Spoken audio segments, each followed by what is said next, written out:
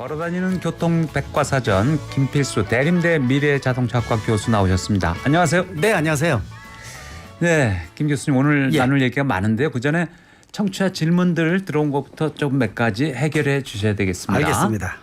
8621님 질문인데요. 아반떼 8만 킬로미터 주행했습니다. 에어컨을 켜면 쿰쿰한 냄새가 납니다. 필터에 이상이 있나 싶어서 교환을 했는데도 계속 냄새가 나요. 뭐가 문제일까요?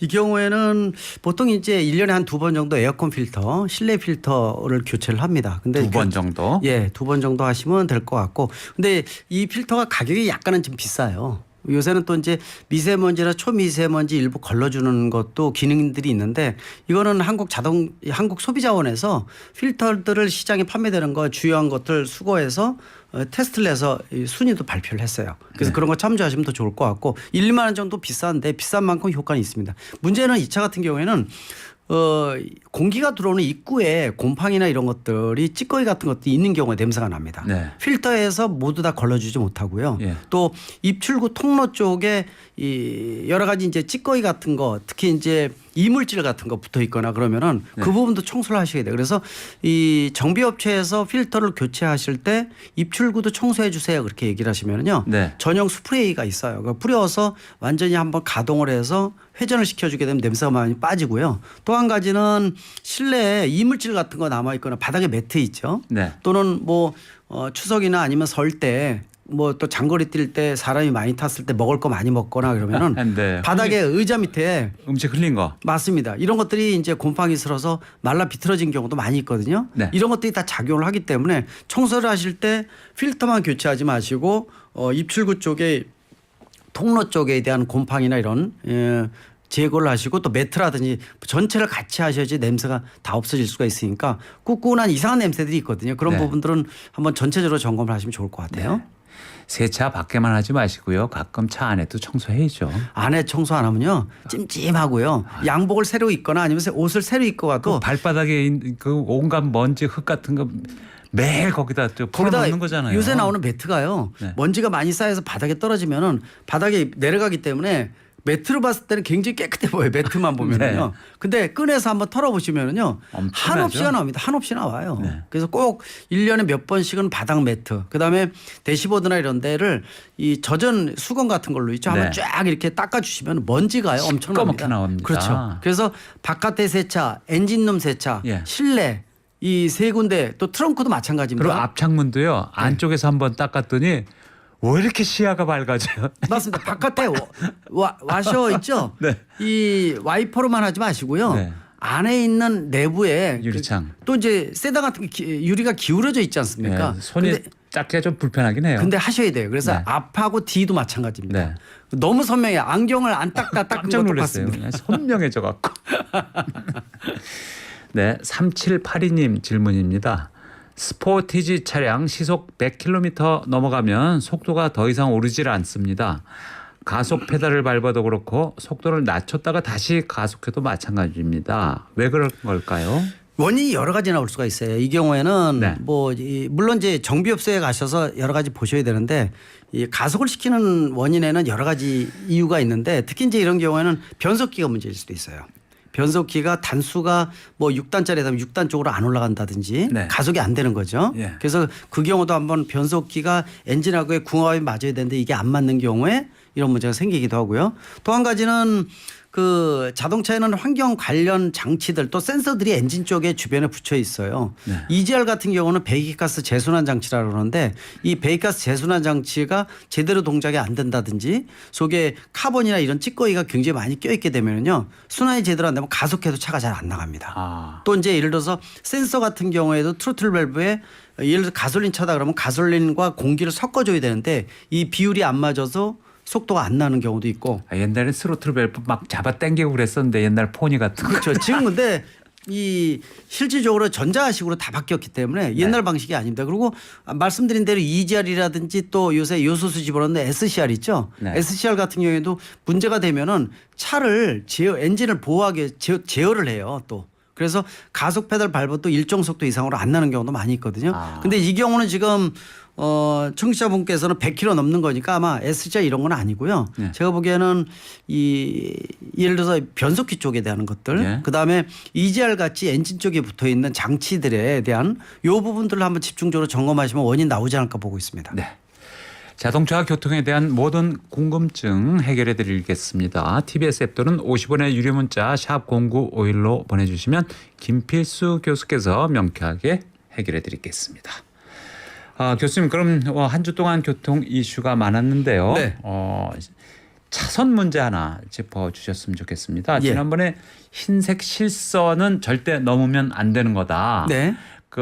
넘어서 사고가 나면 실생 넘은 사람이 100% 책임이다. 뭐 이런 말씀을 해주셨는데 네. 이와 관련돼서 좀 다른 재판 판결이 나왔다고요? 제가 이거 보면서요. 그렇게 많이 강조하고 칼럼이나 방송에서 수백 번 얘기했던 건데요. 네.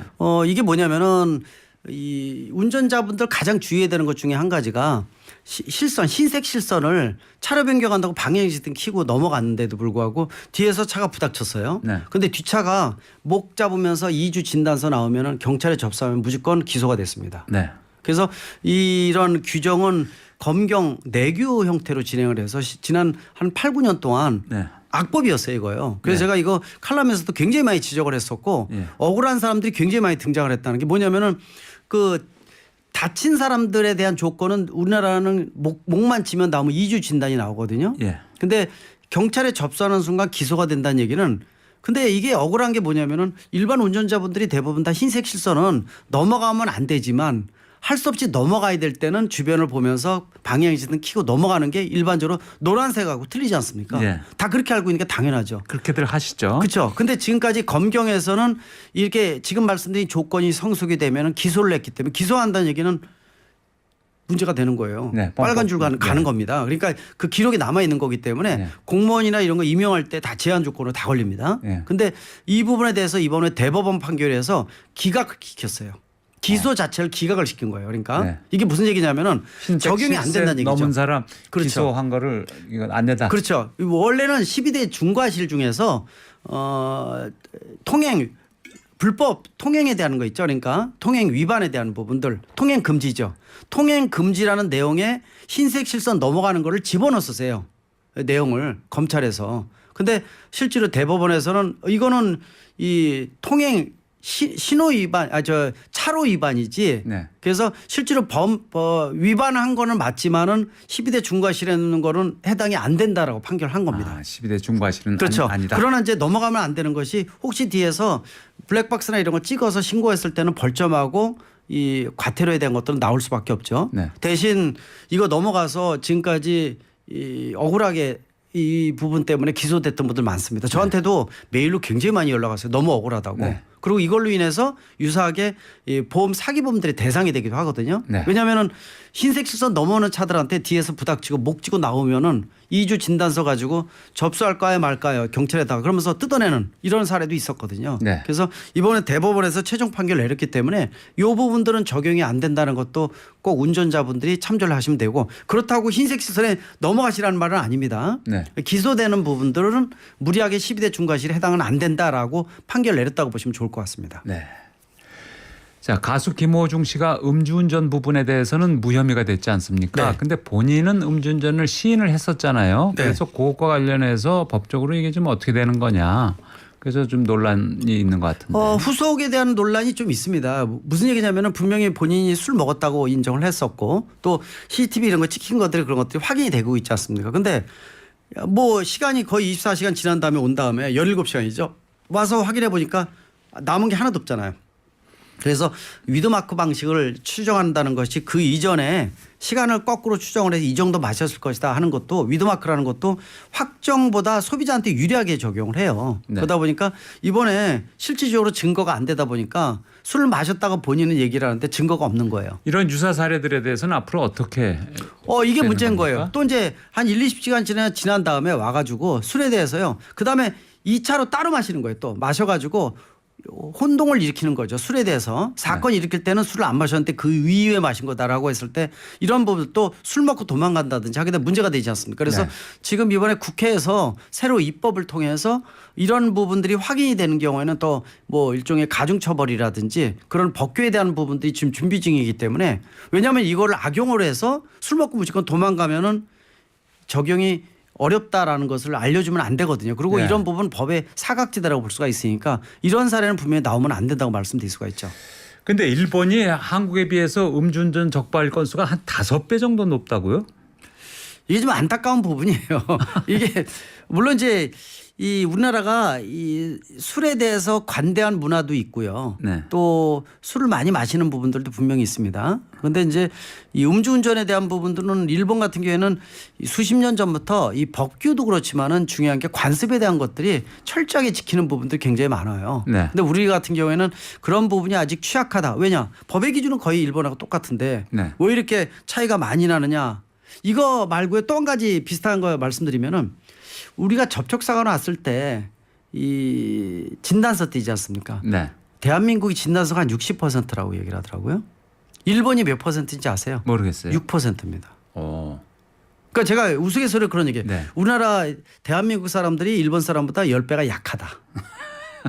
이건 뭐, 농담으로? 이게 뭐냐면은 좀 그렇다는 얘기죠. 우리나라 이 보험에 대한 것들, 차 접촉 사고에 대한 것들 툭 쳤는데 흔들리지도 아무것도 안 하는데 목 쥐고 나오면은 비용은 받지 않습니까? 그런 경우도 진단서 띈다는 게 말이 안 된다. 안 이 되는 말이죠. 거죠. 그러니까 예. 이제 이런 부분들은 또 요새는 가해자 피해자 생겨서 피해자가 굉장히 크게 다쳤는데 예전만 하더라도 병원 찾아가서 가해자가 미안합니다라는 것이 있었잖아요. 지금은 아예 전무합니다. 당당해요. 법대로 처리하라 이런 부분도 많고. 네. 그래서 지금 일본하고 비교하는 것도 좀 안타까운 부분이 있습니다.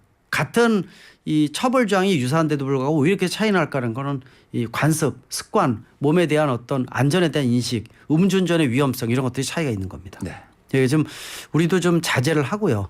또 처벌이 능사는 아니거든요. 자체적으로 약주하지 마시고 또 차 운전하지 마시고요. 그렇죠. 예. 그리고 전 세계에서 가장 잘 되는 게 대리운전이 대한민국이지 않습니까? 일본은 그렇게 안 돼 있거든요. 예. 그렇게까지. 근데 대한민국 있으니까 꼭 차를 가져가서 음주하시게 되면 꼭 대리운전 하시면 꼭 좋을 것 같습니다. 네. 자, 이번에는 자동차를 사느냐 빌리느냐 이 문제인데 말이죠. 기성세대들은 자동차는 뭐 당연히 사서 타는 거 아니냐 생각하겠지만 요즘 빌려서 타는 것도 이제 새롭게 이제 선호되고 있다. 네. 그렇다면서요? 이게 젊은 층을 중심으로 해서 차에 대한 소유에 대한 이 기능이 많이 바뀐 거예요. 기성세대더라고요. 얼마 전 몇 년 전만 하더라도 실태 조사한 거 보니까 해외 선진국 다른 미국이나 이런 국가들은 이 소유보다 공유가 확산되고 있었어요. 코로나 전만 하더라도. 네. 우리가 이제 일명 카시어링이라고 얘기하지 않습니까? 네. 카시어링인데 공유에 대한 것들 그래서 여러 사람이 한 대를 빌려 쓴다든지 뭐 이런 것들이 굉장히 많았었는데 그때만 하더라도 대한민국 실태 조사한 게요. 소유 효과 굉장히 강한 겁니다. 네. 왜냐하면 우리나라 자동차가 부동산 다음으로 큰 비용이 들어가고 예. 또 자동차를 재산의 한 가치로 보는 인식이 굉장히 크다 보니까 예. 난 빌려 쓰는 건 내 것 같지가 않아라는 인식이 컸거든요. 그러다 보니까 아무리 가격이 비싸건 싸건 간에 내가 일단 내 소유에 대해라는 욕구가 강했어요. 근데 최근에 들어와서 변화되기 시작을 했어요. 젊은 층을 중심으로 해서 이제는 차에 대한 부분들도 빌려 쓰는 우리가 구독 서비스라고 그러지 않습니까? 네. 구독제가 굉장히 많아졌다는 거고 네. 이게 확산이 되면서 또 예전에 한 가지 생각을 해보세요. 그 리스나 렌트 같은 거 하실 때 특히 장기 렌트 같은 거 하호자 네. 하호호 네. 호 이거 들어가면은 낮게 받지 않습니까? 네. 이 보면 저 참 뭐 저 자기 차가 아니라 이 렌트하는 차네라는데 요새는요 네. 하호호가 들어간 차를 보면은 저 사람 전문가고 대래 이 제대로 이 차에 대해서 있죠. 그래서 아무나 못 꾸는 게 하호호라고 얘기를 하거든요. 문화가 바뀐 거거든요. 그래서 자동차에 대한 것들도 최근에 소유보다 공유가 많아지고 있고 네. 또 쉐어링에 대한 것들도 당연히 그렇지만은 특히 이제 아까 구독 서비스 이런 문화도 생기고 있다는 것은 자동차에 대한 시스템이 기존의 이 어떤 재산의 한 가치가 아니라 하나 일상 생활화되는 생활용품이다라는 개념. 네. 그래서 그런 개념이 확산되는 것은 아주 괜찮다고 그건 보이고 뭐 바람직한 것 같아요. 여기에 맞춰서 각종 비즈니스 모델 나오는 거 있죠. 저렴하게 내가 원하는 차를 원하는 시간대에 이용할 수 있고 그 비용만 낸다는 거 상당히 의미가 있다고 보고 있습니다. 네. 서양에서는 뭐 이건 난 탈 것이고 내가 이동하는 데만 이용되면 됐지. 그건 뭐 엄청난 내 재산 목록 2호, 3호다 뭐 이렇게 생각 안 하잖아요. 그렇게 안 하죠. 그래서 예. 차에 대한 것들도 그러니까 뭐 한 15년, 20년, 30년도 타고 말이죠. 맞습니다. 그냥. 그래서 유럽에서는 실용적인 부분들을 이야기해서 차의 크기나 이런 거 신경 안 쓰는데 국내에서는 아직도 내가 좋아서 끌기보다 남이 내 차를 어떻게 볼까라는 것들이 그렇죠. 아직 시각이 남아 있는 것은 자동차 문화가 좀 더 바뀌어야 된다 이렇게 보고 있어서 아까 말씀드린 자동차 이 보험 사기나 이런 접촉 사고에 대한 것들도 좀 바뀌어야 된다고 말씀드렸는데 그런 부분에 있어서는 아직도 좀 우리가 개선해야 될 부분이 분명히 있다고 말씀드릴 수가 있습니다. 네. 자, 지금부터는 폭우와 폭염이 이어지는 한여름 차량 관리 어떻게 할지 알아보겠습니다. 교수님, 네. 그 차들이 말이죠. 폭염과 폭우에 스트레스를 받는다. 사람처럼. 예. 그렇죠. 맞습니까? 그러면 3만 개의 부품인데 사람과 똑같아요. 그 얘가 뭔가 문제가 있어서 정비업소 가면 그 현상이 없어져요. 우리 사람도 아프다가 병원 가면요 몸이 긴장해서 그런지 안 아픈 거예요 몸이. 네. 그리고 어디 가면 또 아파요. 차도 그런 부분들이 좀 있어요. 이 차를 보면서 그런 게 좀 많이 느끼는 게 폭염 지금 폭염 오고 또 이 장마철 곧 오지 않습니까? 그러면은 이제 폭염 요새 또 장마철은 뭐 언제부터 시작돼서 뭐 4주 동안 언제 딱 끝나 이런 게 있었는데 지금은 그게 없어졌고요. 폭염과 폭우가 반복됩니다. 네. 그래서 1차 폭염, 2차 폭염, 3차 폭염 이렇게 얘기를 하고 폭우도 마찬가지거든요. 근데 폭염이 온다는 거는 차가 바깥에 노출이 돼서 주차하면 뜨거운 햇빛에 예. 차 상태 나빠집니다. 예. 겨울에 추우면 실내로 들어가라고 말씀드렸잖아요. 예. 그늘로 가라 이런 말씀 드렸는데 겨울도 안 좋지만 여름도 안 좋고요. 예. 폭우는 말할 필요가 없어요. 물이 불어난 속도에 의해서 차가 침수되기도 하고 예. 그래서 더더욱이 조심해야 되는 기간이 지금부터 한두 달 사이 네. 특히 이제 가을에 태풍까지 오니까 이때까지 좀 조심하시면 좋을 것 같아요. 네. 자, 그리고 말이죠. 여름하면 이제 차 에어컨부터 생각하게 되는데 아까 필터 얘기는 해 주셨는데요. 네. 다른 문제들도 좀 신경 써야 될 것들이 있지 않을까요? 에어컨에 대해서. 굉장히 많죠. 일단 에어컨 자체는 이 틀어보셔가지고 예전보다 시원하게 좀 덜하다 그러면 에어컨 가스가 이제 빠져나갔다든지 네. 또는 컴프레셔나 이런 부품에 이 정상적으로 동작되는지를 보셔야 돼요. 앞쪽에 청소도 안 돼 있고 뭐 벌레나 이물질 같은 게 앞에 붙어 있으면은 냉각 기능이 상실되거든요. 그래서 그런 부분들도 충분히 청소를 하셔야 돼서 그다음에 8, 9년 됐는데 에어컨 시스템 자체의 라인 자체가 구멍이 생긴다든지 노화돼서 문제가 생기는 경우도 있으니까 이거 날씨 폭염일 때 에어컨 작동이 안 되면 이거 보통 문제 아닙니다. 네. 차 운행 못 하거든요. 그래서 에어컨에 대해서는 좀 더 집중적으로 점검하시고 7, 8년 이상 된 차일수록 에어컨에 문제가 있는지 없는지 확인하시면 더 좋을 것 같아요. 일단 기능이 온도를 내렸는데도 바람이 덜 나온다든지 뭐 바람 세기는 괜찮은데 뭐 차가운 기능이 덜하든지 또 바람이 덜 나온다든지 이런 블라우 모터가 문제가 있을 수도 있으니까 그런 부분들은 단골 정비업소에 들리셔서 한번 점검하시면 좋을 것 같습니다. 그리고 장시간 에어컨 틀 때는 창문도 가끔 열어줘야 되겠죠? 그렇습니다.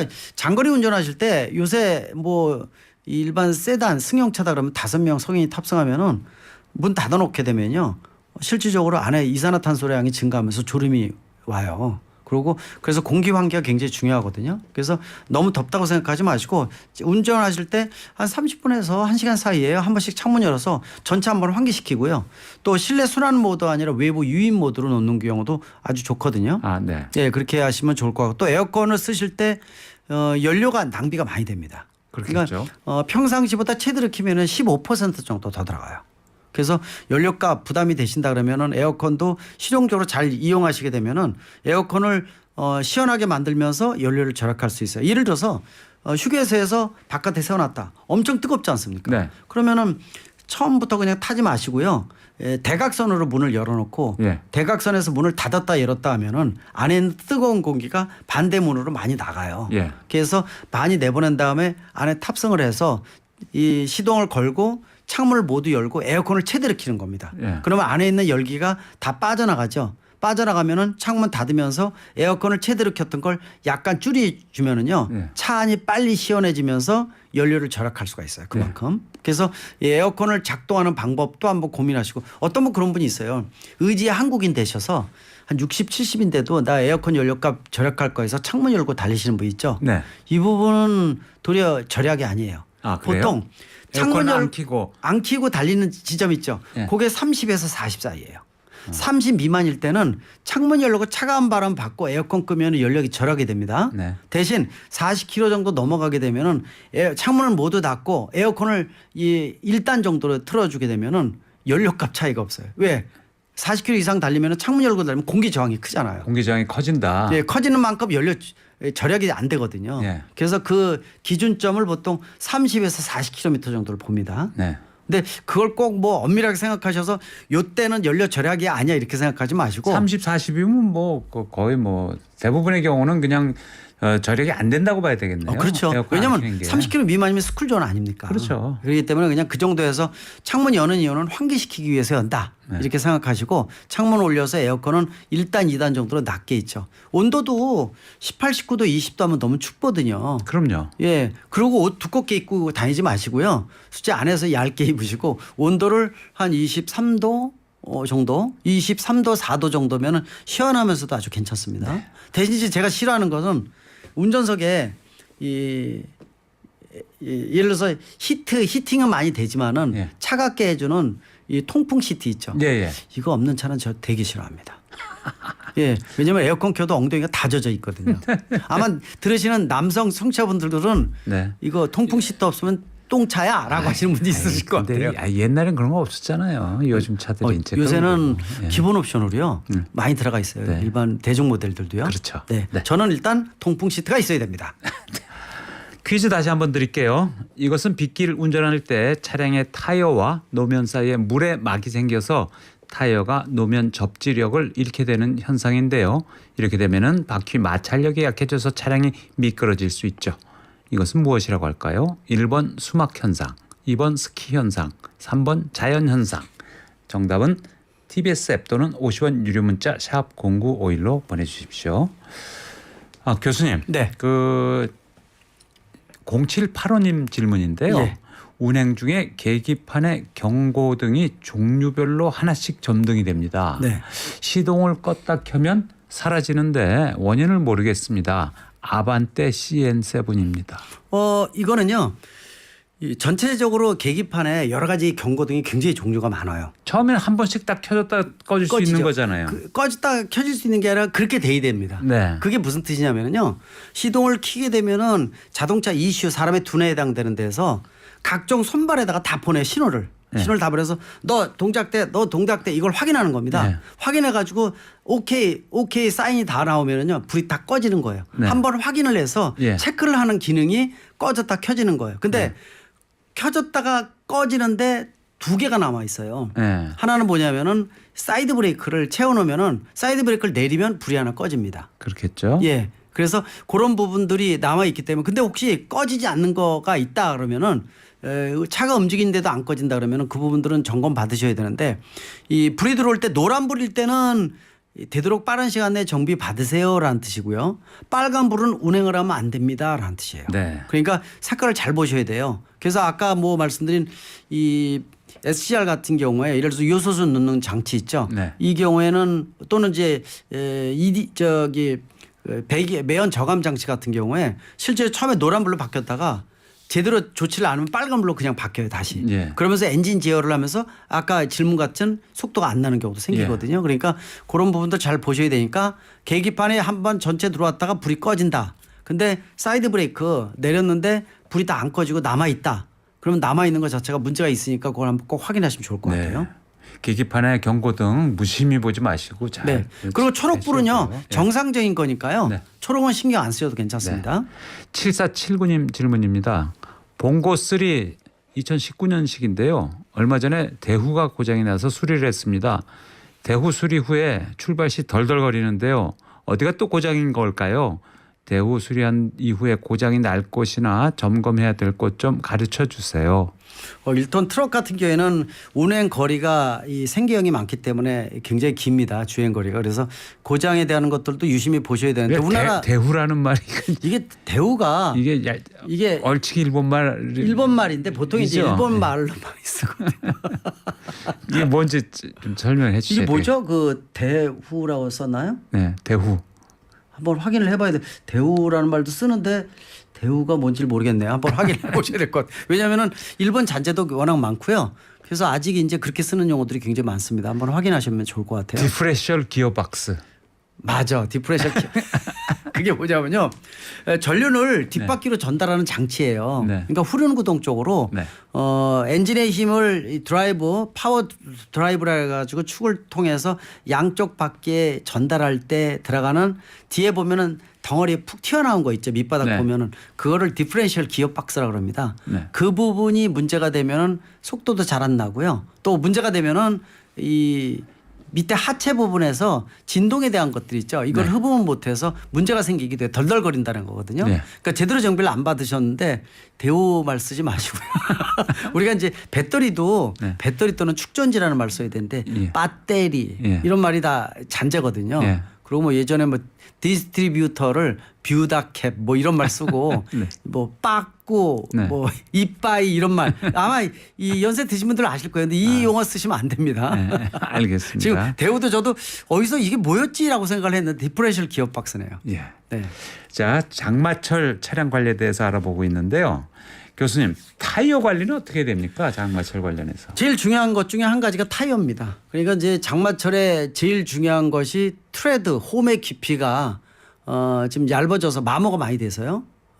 깊이가 이게 1.6mm 미만이 되면은요. 자, 물 위에 달리게 되면은 물이 바퀴 사이 홈 사이로 물이 들어오거든요. 네. 그 물이 들어와서 물이 빠져나가야 돼요. 네. 근데 1.6mm 이하로 떨어지게 되면은 물이 많이 들어오는데 다 못 집어넣어요. 네. 그럼 뭐가 생겨요? 수막혀 현상 생기는 겁니다. 네. 차가 미끄러지듯 스케이트 타듯 물 위를 달리면서 제동을 하더라도 차가 전복이 돌아간다든지 제동거리가 2배, 3배로 늘어나거든요. 네. 그래서 이런 수막혀 현상을 방지하기 위해서 제일 중요한 것이 타이어의 트레드, 홈의 깊이가 일정해야 되고요. 예. 또 한 가지는 그 타이어 자체가 공기압이 좀 적정 공기압 이상으로 있어야 돼요. 그래서 보통 여름철에는 공기압을 5% 10%더 많이 넣는 분들이 많습니다. 왜 그러냐면은 홈의 깊이가 낮은 상태에서 공기압을 많이 집어넣게 되면 홈의 트레드가 뚜렷하게 되기 때문에 물을 더 많이 집어넣어서 많이 빼낼 수가 있어요. 예. 근데 꼭 그렇게 생각하지 마시고 내 차에 맞는 적정 공기압 보통 35에서 40 psi가 일반 승용차들이거든요. 예. 자기 차의 이 운전석 도어를 열면은 모서리 부위에 자기 차의 적정 공기압이 몇 psi인지 써 있어요. 예. 또는 연료 캡 있죠. 네. 뭐 아까 1톤 트럭이나 이런 트럭 종류들은 연료 캡 뚜껑을 열면 뚜껑 안쪽에 붙어 있습니다. 네. 그래서 그걸 참조해서 자기 자신에게 맞는 적정 타이어 공기압 꼭 채우셔야 되고 마모된 타이어 없게끔 만드셔야 되고요. 네. 요새 제가 걱정되는 게 있어요. 며칠 전에 나온 뉴스인데 국내에서 승용차는 안 그런데 상용차 있죠. 네. 상용차는 버스나 트럭 같은 걸 상용차라 합니다. 예. 이 경우에는 연료비하고 관리비가 줄어들어야지 나에게 남는 비용이 있지 않습니까? 예. 근데 4대 중에 한 대가 중국산 타이어 쓰는 걸로 나오고 있어요. 네. 근데 타이어 쓰실 때 저는 항상 권장드리는 게 이 브랜드 내가 들어본 이름을 꼭 쓰시라고 말씀드려요. 네. 그러니까 내가 들어본 타이어, 이 타이어는 내가 들어본 타이어. 그러면 그 타이어는 괜찮습니다. 3년 이내에 만들어진 거면 괜찮거든요. 예. 근데 이름도 듣지도 보지도 못한 거 있죠. 네. 이런 거 쓰시면은 특히 인터넷에서 너무 싼 거 이런 거 쓰시게 되면요. 네. 달리다가 타이어가 옆에 사이드 월 쪽에 이 공기 풍선식으로 올라오면서 터지거든요. 예. 대형 사고 날 수가 있어요. 이건 뭐 생명과 관련된 거니까. 예. 그래서 이런 꼭 거는 너무 제대로 싸다고 해야겠네요. 쓰지 마시고 특히 예. 상용차 같은 경우는 아까 말씀드린 대로 뭐 이 수익을 높이기 위해서 네. 관리비 뭐 타이어도 소모품이니까 또 연료비 이렇게 얘기를 하시는데 좀 더 이 들어본 브랜드를 쓰시면은 괜찮다는 것도 꼭 확인하시면 좋을 것 같아요. 네. 네.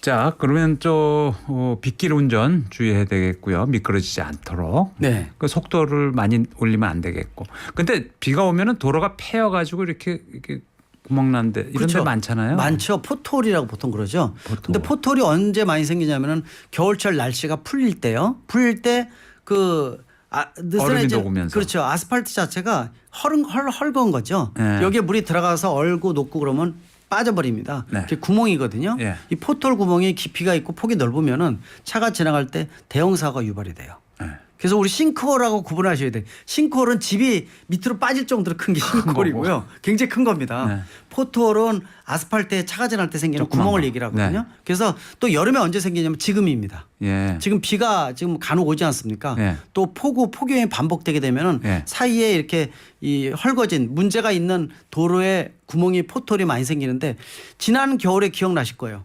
다른 해보다도 포털이 올해 겨울에 풀리면서 가장 많이 생겼어요. 제가 좀 많이 경험했어요. 다니면서. 저도요 다니면서 구멍이 너무 많이 많아가지고 근데 피해가 이제거든요. 예. 밤에는 안 보이다 보니까 타이어 빠지는 순간 타이어 터지고 휠까지 깨집니다. 네. 그리고 여러 차종이 사고가 생기는 경우도 많아요. 예. 그래서 포털이 큰 경우 같은 경우에는 어떤 지방에는 20, 30대가 그냥 계속 널브러져 가지고 예. 엉망이 된 경우도 있는데 이 경우는 예방하는 것은 확인해서 포털을 확인하면서 피하기는 어렵거든요. 예. 예방 차원에서 포털이 없게끔 만들어야 되니까 관리 부서라든지 지자체에서 신경을 쓰셔야 될 것 같고요. 네.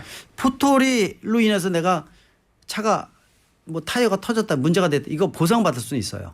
예. 근데 철저하게 증거도 그렇고 준비를 굉장히 잘 하셔야 되니까 일단 사고가 생기지 않게끔 만드는 게 가장 그렇죠. 중요합니다. 보상은 나중 문제고 사고가 안 나는 게 최선이죠. 맞습니다. 그게 예. 가장 중요하니까 이 비가 이제 쏟아지니까 네. 포털 상당히 좀 주의하시고요. 한 가지 팁을 드리면은요. 이 앞뒤차의 간격을 충분히 띄고요. 간격이 굉장히 멀고 속도가 이렇게 높지 않으면요. 대낮에 보일 때 포털이 순간 보이면은요. 좀 피할 수 있죠. 피할 수 있는데 그 속도가 높으면 핸들을 많이 꺾으면 안 됩니다. 위험해지죠. 핸들을 약간만 꺾어서 포털을 비껴서 지나가는 거예요. 네. 약간 덜컹거리더라도 밖에 빠지지 않게끔 있죠. 네. 그렇게 해서 하는 방법이 있는데 이거는 사실 구사라고 말씀드리도 안 그러거든요. 네. 그러니까 예방 차원에서 포털이 없는 게 굉장히 중요하니까 예. 그리고 포털을 발견하시면은 신고하셔서 예. 빨리 수리할 수 있게끔 왜냐 이거 정비 제대로 안 하면 다른 차들 대형 사고가 생길 수가 있으니까 네. 신고 정신이 중요한 게 또 포털이 아닌가 이렇게 보고 있습니다. 네. 자, 장마철 또 폭염, 폭우 조심해야 될 게 이제 전기차 쓰는 분들 더 할 것 같은데요. 예. 무엇부터 신경 써야 될까요? 일단 바닥에 배터리가 있는데 우리가 말하는 내연기관차보다 이 바닥의 최저 지상고가 좀 낮습니다. 더. 네. 근데 이제 물을 방지하기 위해서 배터리 자체를 외부를 굉장히 잘 만들어서 쌓아 있어요. 그래서 예. 2중 3중으로 방수 기능이 있는데 100% 보장이라는 건 없거든요. 네. 그래서 이렇게 비가 많이 와서 아까 폭우 순간적으로 국지성 폭우로 굉장히 뭐 시간당 뭐 50mm 뭐 이렇게 내리게 되면은 완전 물 잠기는 침수도로 많지 않습니까? 내연기관차보다 전기차는 침수도로 더 지나가지 마시라고 말씀드려요. 네. 보통 내연기관차 같은 경우에는 물이 잔잔할 때 3분의 2까지는 지나갈 수가 있어요. 근데 전기차는 타이어의 반이라고 제가 얘기를 합니다. 그러니까 웬만하면 지나가지 마시고 우회도로 찾으세요 이렇게 말씀드리거든요. 예. 그래서 겨울철 여름철에 전기차는 신경 쓰셔야 되는 게 물을 더 멀리해라. 네. 전기차는 예. 그 바닥에 침수에 대한 침수도로 지나가는 것도 되도록이면 지향해서 우회도를 찾아서 아니면 건너가지 마세요라고 말씀드리고 또 비가 오나 아니면 습기가 많은 날 젖은 선으로 충전하지 마세요. 네. 바깥에 노출되어 있는 충전기에서는 절대로 충전하지 마시고요. 비올 때는 실내 안에서 충전하시는 게 훨씬 더 낫습니다. 네. 그것도 상당히 주의를 하셔야 되고 또 이거는 계절별로 차이는 없지만은 대한민국이 전 세계에서 과속 방지턱 가장 많은 국가거든요. 예. 그래서 국도 같은 데 가면은 높이나 폭도 틀리고 도색이 지어진데 그건 뭐 엉터리 기준도 없이 맞습니다. 마구잡이로 그 만들어 다리다 놨어요. 덜컹해가지고 밑바닥 엉망이 되는 경우 있지 예. 않습니까? 근데 전기차는 밑바닥 치면 안 됩니다. 큰일 나죠. 예, 그래서 배터리가 리튬이온 배터리가 뭐 최근에 이 리튬 전지 공장 화재가 화재도 생겨서 났잖아요. 예, 그래서 뭐 열폭주 아마 들으셨을 거예요. 네. 적게는 4,500도에서 1,000도씩 넘어가거든요. 그리고 확산 속도가 빠른데 전기차도 마찬가지예요. 만약에 화재 생기면 확산 속도가 빠르기 때문에 골든 타임이 짧아요. 예. 짧다는 얘기는 안에 있는 탑승객이 빠져나가는데 시간이 걸려요. 예. 그래서 얼마 전에도 중국에서 뭐 중국산 전기차 화재가 생겼는데 네. 앞에만 전기차에 불이 붙어 있었거든요. 예. 근데 탑승객 3명인데 구조대원이 와 있어요. 예. 근데 3명이 다 죽었어요. 3명이 다 죽었어요. 그거 아마 CCTV 보신 분이 있을 겁니다. 네. 그만큼 이제 전기차에 대해서는 좀 더 신경 쓰셔야 되니까 움직이는 가전제품이다라고 생각을 하시고 네. 내연기관차보다 좀 더 조심해야 될 부분이 많습니다라고 분명히 말씀드리고 싶습니다. 네. 네, 김 교수님. 네. 이 전기차도 이제 여름에 뜨거운 데보다는 시원한 데 주차하는 게 좋을 것 같기는 한데 말이죠. 네. 근데 지하 주차를 하게 되면 또 폭우 비 많이 올 땐 또 안 좋을 것 같고 말이죠. 네. 어떻습니까? 들고 뛰어야 되겠죠.